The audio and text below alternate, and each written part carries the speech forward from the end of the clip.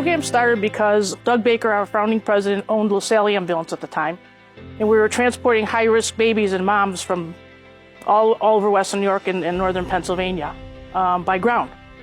It was quite a trip. So Doug had a vision to shorten that hospital time for these critical patients, thus the concept or the idea of using rotor wing transport.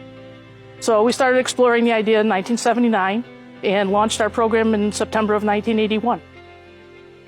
In calendar year 2018, we transported over 12,000 patients as a company, both ground and air, and 877 of those were air. At Mercy Flight, we have about half of our calls are on-scene transfers, the other half are hospital transfers.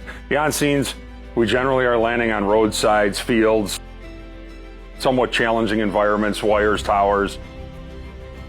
3/4 of our area is mountainous, so we certainly have some smaller altitudes to deal with.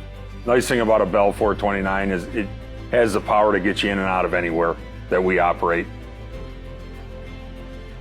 For several years, we had used the clamshells, and they worked fine. We had a stretcher that came out the back of the aircraft, and we decided with the new ground ambulance requirements on restraints for stretchers that we were going to go back to a litter sled setup.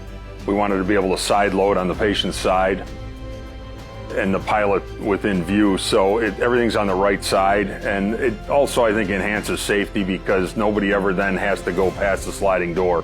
Ground crews are restricted to that as part of our ground crew safety program.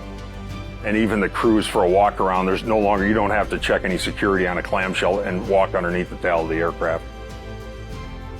We started with one single engine Bell 206B and a handful of paramedics that were on call from home to run in if there was a call. To see this program transform and grow from this fledgling little helicopter program to what it is today has just been a blessing to witness. Today, with over 200 employees, ground and air, and 4 Bell 429s, it's just amazing in a short 37 years. When we formed Mercy Flight, it was never about money. It was always about care, offering care that was badly needed. You didn't ask the people how much money they had or did they have insurance. It was never about money. The community response to our program is beyond belief. With fire departments and various groups running barbecues and various parties to raise funds, the program would change drastically without their support. It's just important, but they all feel it like it's part of it. You know, they're part of it. It's a community thing. It's not something else, and it's become a legend. It really has, not because of me, but it's become a legend.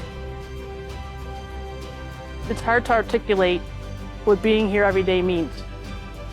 What we know and find comfort in is that no matter what the outcome, that hopefully the family and loved ones know that we gave the patient every chance possible and that we were there for them.